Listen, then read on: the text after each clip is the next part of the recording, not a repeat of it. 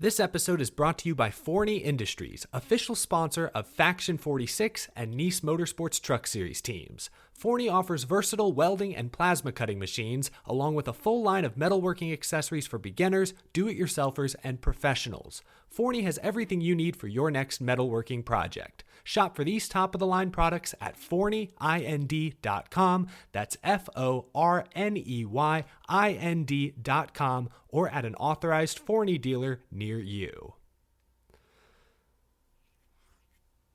Eric Estep here. One of my favorite parts of being a NASCAR fan is collecting diecasts. It's how I got my start on YouTube, actually. To me, a room is not complete until it features shelves of NASCAR diecast cars. It's as good a time as ever to continue your collection or begin an all-new one by pre-ordering your favorite driver's 2022 next-gen diecast at LionelRacing.com or at any authorized Lionel retailer.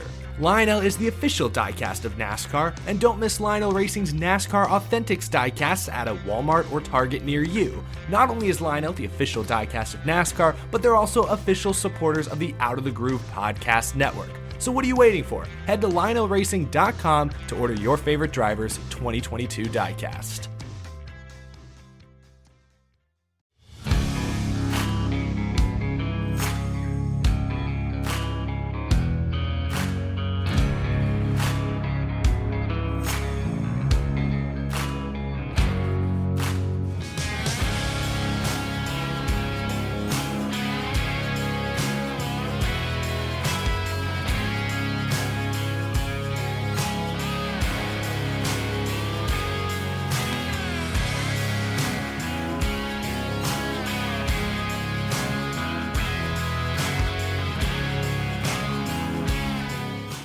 Rick Houston. Neil Thompson did not grow up in the Southeast, so he was not immersed in Southern culture like a lot of us were from birth who were born in the Southeast. But he moved to North Carolina, and he wound up writing the best book that I've ever read on stock car racing's first and earliest days, and it's called Driving with the Devil. If you haven't picked it up, do yourself a favor and go out and get it now. Order it on Amazon, order it online, go to the bookstore. Just get a copy of this book. You will not regret it. You will get to know the people who made and shaped this sport. You'll get to know them like never before. Neil did that job, and he did it so incredibly well. And in this episode, we sat down with Neil to talk about the research and talk about the lengths to which he went to get some of the interviews that he did. He talks about some of the key characters in that book, and there were plenty of them to go through. But Neil, he's a good guy, and I hope that you enjoy this conversation.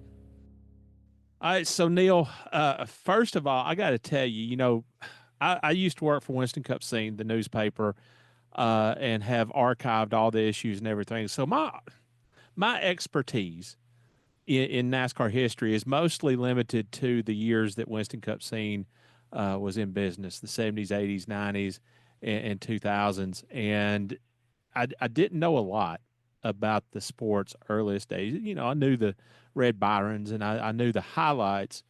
But until I got hold of Driving with the Devil, I don't know that I had the appreciation for the sport's earliest days that you gave me. So I guess my first question would be, how did the idea for that project come about? I mean, is it something that you were already interested in? Did somebody pitch you the idea, or how did it happen? Yeah. First, thanks for doing this. It's great to see you again. It's been a while. It's also been a while since I've talked about NASCAR in those early days, so I might be rusty, but it's a test.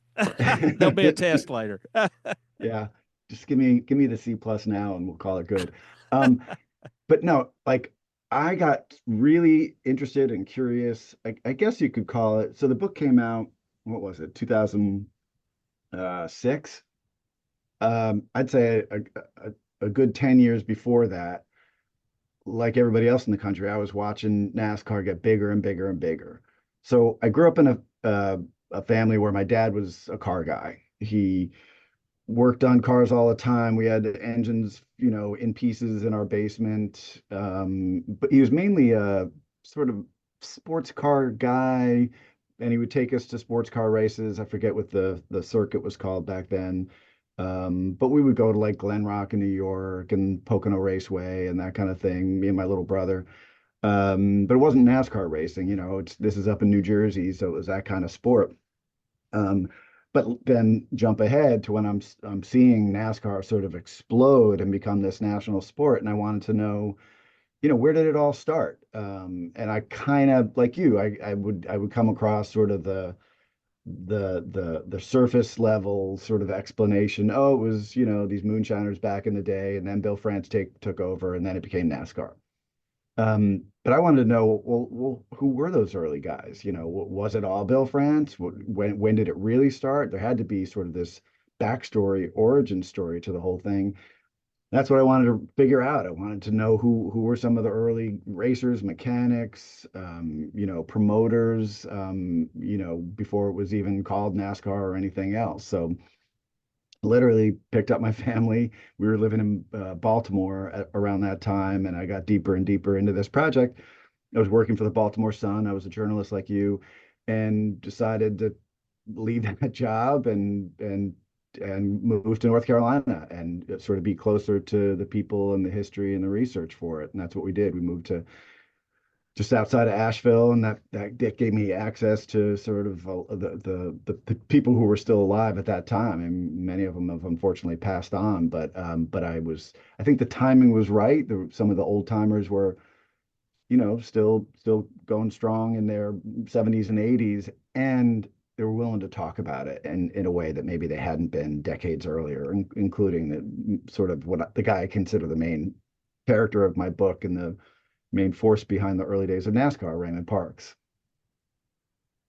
You know, the book that I wrote on the history, well, the mission control, the people who worked in mission control during the Apollo era, I had favorite characters who grew on me, Yeah. and they almost became like family members. I got to know them so well. Who were some of those characters in Driving with the Devil, for you personally? Yeah. And it's an interesting to hear you describe that. That is the process, and it has been for me with every book. I've written 6 books so far, but I think Driving with the Devil is the one where I really had to um, show a lot of these characters, for lack of a better word. I mean, they're human beings, but I had to show a lot of these old dudes that my, I was in it for the right reason. Like I had to convince them that I wanted to tell their story and get it right. So, for example, Raymond Parks. Um, at the time when I moved to North Carolina, I learned, oh, everybody said you got to talk to Raymond Parks. He knows the whole story. He was there back then. He was the whole story. He was the whole story. Yeah. Um, but they said he might talk to you, he might not. I'm a Yankee. I'm a guy from New Jersey, and I'm coming down to talk to this Georgia guy. And the dynamic early on was, yeah, no, I'm not going to talk to you. I went to see him a couple times he still worked at a liquor store. He owned a liquor store in I forget the street now, North something. Anyway, just north of downtown Atlanta. He owned his last remaining liquor store. He previously owned many of them. But I would go there, call him up and say, hey, I just want to swing by and tell you about this project I'm working on, pick your brain a little bit. And he'd say, you can come by. I don't remember that much, but come on by. And Asheville to Atlanta, it's like 4 hours. So I'd go there, spend maybe an hour and get nothing. I'd call him up a month later and say, hey, we talked about this one little piece. Can I come back and we'll talk a little bit more? Next time, maybe he'd open up a little bit more.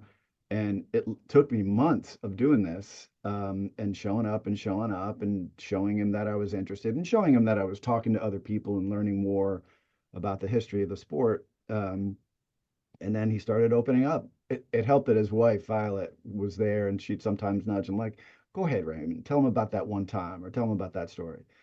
But there was this turning point, and you probably have experienced this. There is often in a book project where he finally brought out these photo albums, kind of reluctantly, but there were I don't know how many of them, a lot. He saved a lot, and we would just start going through these photos, and I get chills thinking about it now.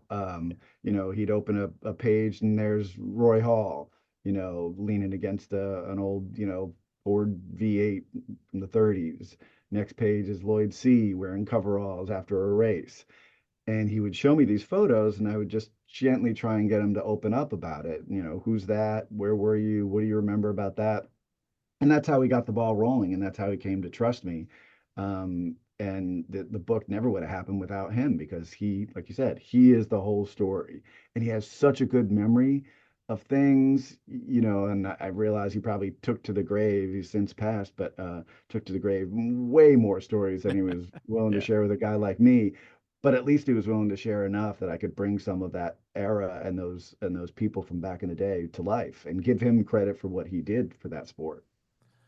For those of our listeners who may or may not know who Raymond was, uh, who was he? Why was he the story? Yeah. Raymond grew up on a farm in Dawsonville, Georgia. I think his dad married after Raymond's mom. Anyway, like 14 to 16 kids on this farm. And Raymond would drive his daddy's car to get liquor for him. His dad was a bad drunk. Raymond never drank, or rarely. Anyway, Raymond ends up in jail and at age 14, and happens to bump into a moonshiner when he's in behind bars. I forget the guy's name. And the guy says, "Well, when you get out, come work for me. I'll show you how to do it right." And for the next few years, Raymond ran moonshine for this guy, and this guy took him under his wing. So Raymond learned the business of moonshine, delivering jars into Atlanta mainly. That was the main customer base. He learned to make it. He learned good from bad. He learned to drive fast and learned to drive on dirt. And as his business, he later went into business for himself as a moonshiner back in Dawsonville. And he would hire family members, mainly cousins, to drive for him, to drive his liquor down to Atlanta. Um, you needed fast cars, you needed strong cars, reliable, sturdy. Mainly these were Ford V8s that the guys in Atlanta preferred for delivering moonshine. So he, became really good at this one business, moonshine, and then he and his cousins realized, we got fast cars. Maybe we'll blow off some steam on the weekend and go to one of these races that are popping up around Atlanta at these dirt tracks, and see how we do against other racers.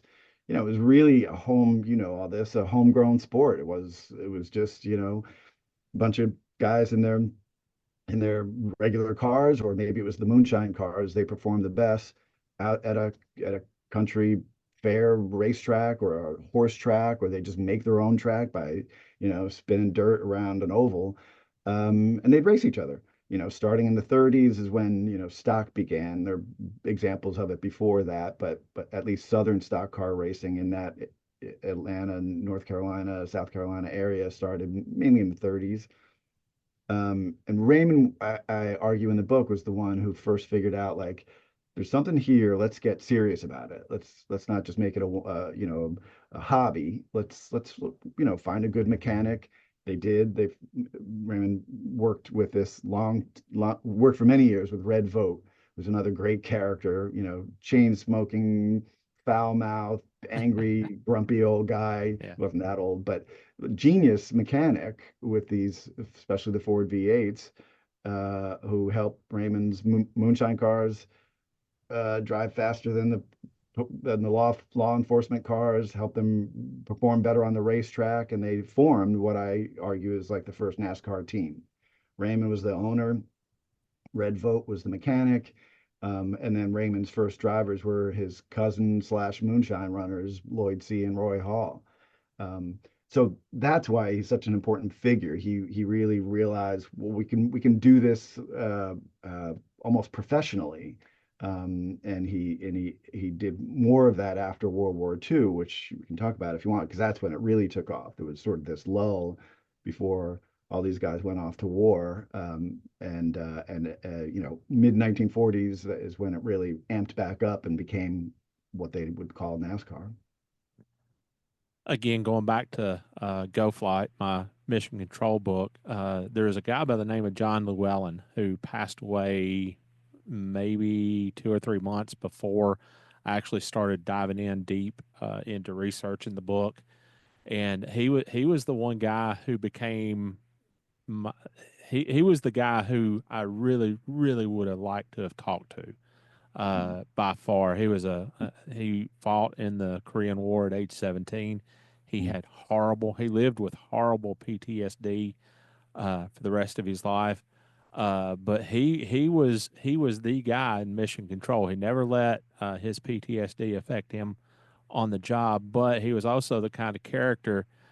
He got his parking pass pulled for parking in the center director's spot one time. So they pulled his parking pass, and he responded by pulling his horse trailer to a little strip mall across the street from Johnson Space Center, Manned Spacecraft Center at that time, and rode his horse into work. Pull my pass. I'll just ride my horse. Who was that person for you? I mean, there, as you mentioned, several had already passed on by the time that you started work on the book. But who was that person for you that you really would have liked to have had the chance to sit down with? Yeah, yeah, that's a great question because there are a handful of them. I guess I'd narrow it down to two.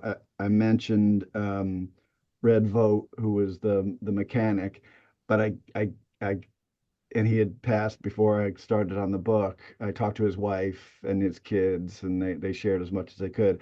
But I get a sense that Red Vogt wouldn't have made time for me. Like, that kind of guy, like, get Yeah, out of yeah, here. I got work to yeah, do. yeah, yeah.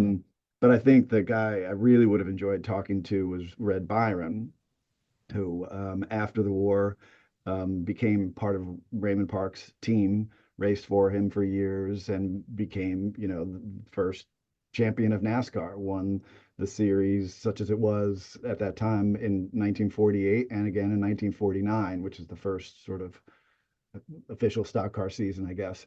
But he was an amazing character and a fearless racer. He served in the war as well and got injured. I write in detail in the book about how he had a bad leg, a bad left leg that got shredded with shrapnel as he was flying for the Army Air Corps over the Bering Sea up in Alaska.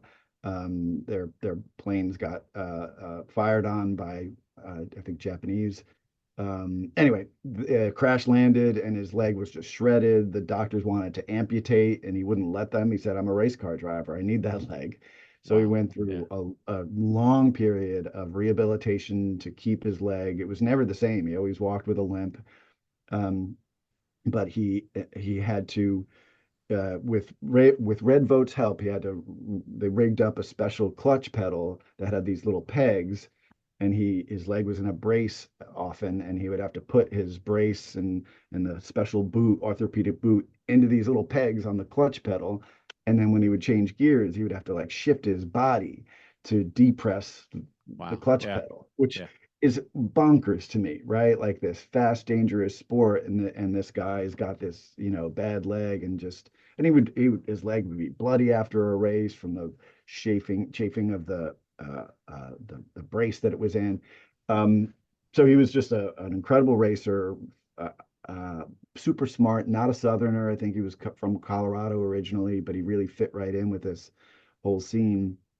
Um, and knew the ins and outs of the early days of the sport. He was there at Daytona Beach, at that first infamous meeting at the Streamline Hotel where Bill France and the others sort of came up with some of the rules and the ideas, and Bill France became so he saw it all, Red Byron. And I think he would have been a great guy to talk to if he had survived. Sickly guy. I was just looking at my book. He died in 1960 or early 1960s. He was just 44. He was Wow. going out to talk to Anheuser-Busch, in fact, to join up one of their race teams. Um, Had a meal, went back to his hotel, and never woke up. 44. So yeah, he would Wow. have been a good one to talk to. The pictures of him, the famous one of him kind of sitting on the seat of his race car and he's covered in dirt. He looks like he's 60. Yeah, right, right. He looks And like an old man. yeah, he looks like he's 60. And then, 10, 15 years after he raced or won his first championship, he was only 44. So, yeah, I think that photo speaks volumes about, the life that he had lived. Yeah, yeah, hard life. A lot of them lived hard lives, Yeah. and Uh, you mentioned it earlier about moonshining, obviously with Raymond, but that was what was the connection? We have all these images and we have all these legends about, hey, my moonshine car is faster than yours. Let's go out and prove it in the field and drive around in circles, and we'll call it the fastest after the race. Um, how realistic is that? How is that true? yeah. Well, it's interesting, Rick. I think that was one of my key questions when I went into the project. Like when I first started this, I would hear sort of that generic description. Oh, it all started with moonshiners and then it became NASCAR. Well, Right. I wanted to know what does that mean? Like, did one really lead to the other? And if so, how? And if so, who were the guys doing it? That was kind of what I went into this looking for. It was real um, evidence of that trajectory, right? And it was absolutely true. Most can't say most because it's hard to sort of do a tally, but many of the early racers from the definitely the 1930s and then into the 1940s, it sort of tapered off late 1940s. They all got their start running moonshine because they learned how to drive fast on dirt, literally. And it was a life or death thing for many of them, getting away from an ATF agent or a sheriff's deputy or a local cop. They learned how not only to drive fast and drive well on dirt, they learned how to do all these tricks to their cars, prop up the suspension, weld or tie the door shut so they didn't get crushed in a crash. All these sort of things that became staples of how you treated a car on the track during the first decades of stock car racing, all tie back to things that these guys learned and their mechanics learned running moonshine. Um, and the cars themselves too were specific to moonshine. These Ford V8s V8 coupes that were the preferred moonshiner car because they had a giant trunk that could hold many crates of whiskey and a strong suspension, which they also added, some more support along the way. But these were felt like they were built for running moonshine, and those were the same cars that were among the first stock car race cars on these tracks. So you can draw truly a direct line from the history and legend of moonshining to the racetrack and to NASCAR. And I think what's interesting too to me and became interesting as I got deeper was I I think why it was tricky to find the truth of that was because NASCAR itself later wanted to wash some of that dirty history away. Bill France and his wasn't a moonshiner, didn't like a lot of those guys. He wanted it to be a family friendly sport or at least a more accessible sport. He wanted to, sort of get rid of that stain of the early days of the sport. And I think that's why for many decades even you didn't read about or hear about some of those early days. Like other sports, you learn about the early heroes. I was surprised when I started this book to learn that some of these early heroes were just kind of put off to the side here, weren't Yeah. weren't held up as the founders and creators because of that moonshining connection. All right, good deal. Well, I know that you said that you're on deadline, so I want to be respectful of that. Is there anything else about that era of your career when you were doing the research and writing and just immersed in our world, in the world of racing? Anything else that you'd like to add? Yeah, I guess there are a couple things that come to mind. You had mentioned Go Flight, your book on NASA and flight control, and as we talked by email earlier, I wrote a biography of Alan Shepard, first American in space. So I spent some time with the astronaut crowd back in the day, talked to John Glenn and Wally Schirra and Gordon Cooper and all those early guys. Um, and it was another example of getting immersed in a world that wasn't my world. And I think that's what I love about writing books and previously writing journalism is immersing myself in a world that's not my own and sort of bringing them to life and bringing an outsider's perspective to it. And I kind of miss some of that, and miss being around, you know, I'll be honest, at a time like this politically in this country, it was great to be around people who were like just a little bit different from me, had different perspectives on things. I could learn from them, vice versa. I kind of enjoyed that. And I don't know if I've found that kind of, I don't know. I don't know if I've had as much fun on a book as I did with Driving with the Devil. It was a blast.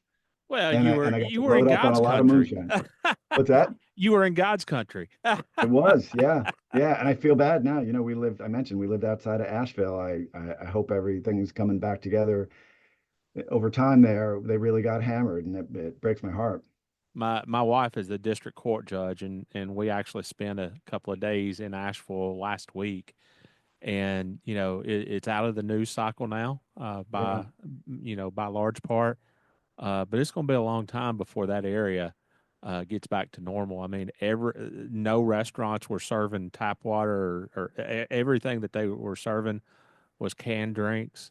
It's going to be months and months before they are able to treat the water again, Mm, because it's so contaminated. So yeah, the area in which you lived was very hard hit. yeah. Yeah. I feel bad. Yeah, yeah. Well, one last thing I'll leave your listeners with, Rick, is because moonshine introduced me to bourbon, and I've had been a bourbon drinker for many years, a little less now than I used to, but I have a newsletter that I publish every month or so called Blood and Whiskey. It's on Substack, and it's reviews of book reviews, mainly crime fiction, and then whiskey cocktails. So if anybody's interested in getting the newsletter, it's called Blood and Whiskey. Hi, man. Good deal. Hey, I hope you enjoyed that conversation. And just talking to Neil and asking him about some of the legends who were portrayed in his book, like obviously Raymond Parks and Red Byron and Red Vo, and Roy Hall, and just so many people stand out in the book. And again, like I said in the intro, do yourself a favor. If you've not already read Driving with the Devil, you need to go out and you need to pick it up and you need to go through it. And if you have, let us know in the comments who you think stood out. Who were those key participants in those earliest days of NASCAR who made the sport what it eventually became? I hope you enjoyed the episode, and we'll be back soon with another.